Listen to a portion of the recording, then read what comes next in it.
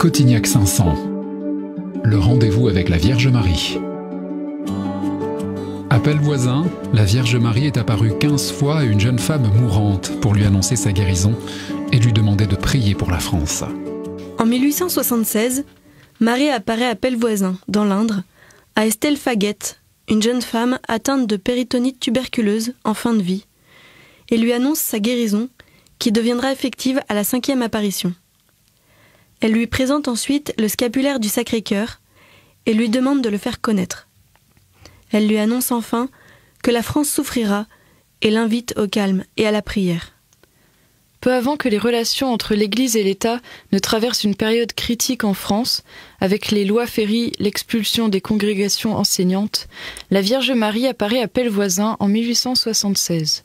C'est alors la dernière des grandes apparitions mariales du XIXe siècle, après la rue du Bac en 1830, la Salette en 1846, Lourdes en 1858 et Pontmain en 1871. Des apparitions qui dessinent selon certains le M de Marie sur la France. Estelle Faguette, servante depuis 1865 chez la comtesse de la Rochefoucauld, est atteinte d'une maladie incurable.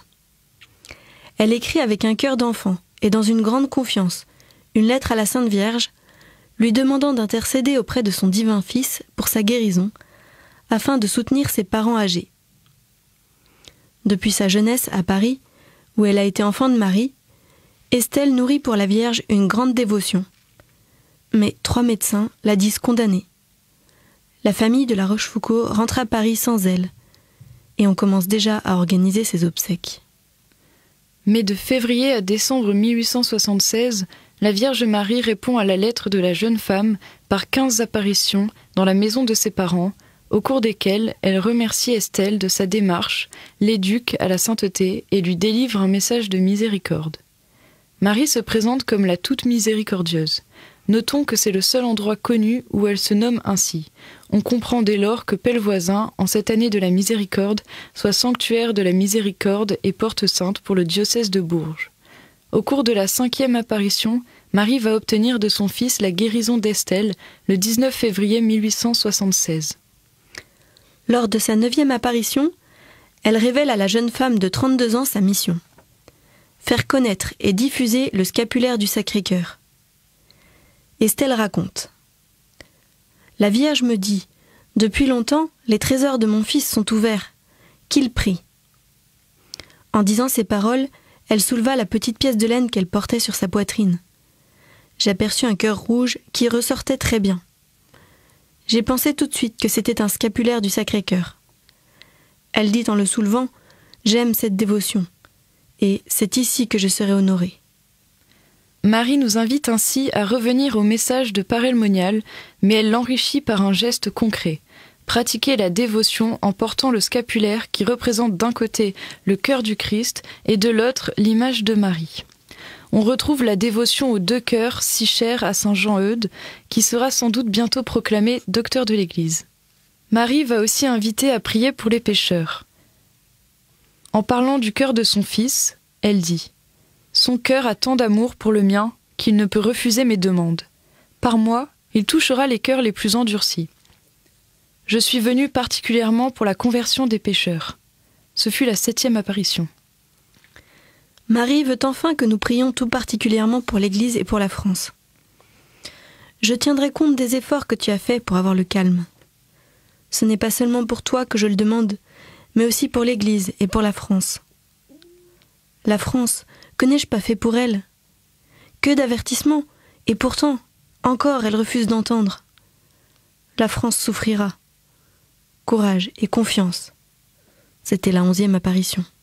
Nous comprenons ainsi, en ces temps troublés, combien il est important que nous prions pour l'Église, pour la France, pour le monde entier, et pour cela que nous venions aussi en pèlerinage à Pellevoisin pour obtenir les grâces dont nous avons besoin. Piété, salut, confiance, conversion, santé.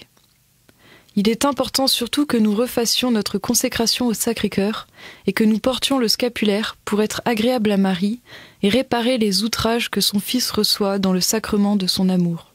Définitivement guérie, Estelle Faguette dépose à l'église paroissiale un ex-voto de reconnaissance le 30 avril 1876 comme la Vierge le lui a demandé. J'ai invoqué Marie, au plus fort de ma misère. Elle m'a obtenu de son Fils ma guérison entière. Elle reprend son humble travail dans la discrétion et sera reçue dans le tiers-ordre dominicain à 80 ans. Dès 1877, l'archevêque de Bourges autorise le culte public à Notre-Dame de Pellevoisin, Mère toute miséricordieuse, et la chambre d'Estelle est transformée en chapelle où les pèlerins affluent. Le pèlerinage reçoit une indulgence plénière du pape Léon XIII en 1892. L'année suivante, un monastère de dominicaines s'installe près de la chapelle pour accueillir les pèlerins. En avril 1900, Léon XIII reconnaît officiellement le scapulaire du Sacré-Cœur tel qu'Estelle l'a vu porté par la Vierge Marie et encourage tous les fidèles qui le désirent à le porter. Estelle meurt à 86 ans, le 23 août 1929. Sur sa tombe figurent 2 mots que lui a transmis la Sainte Vierge. « Sois simple ».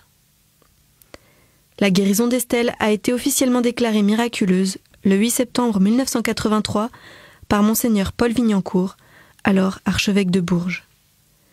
Cette déclaration fait suite à tous les actes favorables et marque de bienveillance des souverains pontifes et des archevêques de Bourges à l'égard de Pellevoisin depuis plus d'1 siècle. Cotignac 500, 500e anniversaire des apparitions de Notre-Dame de Grâce à Cotignac.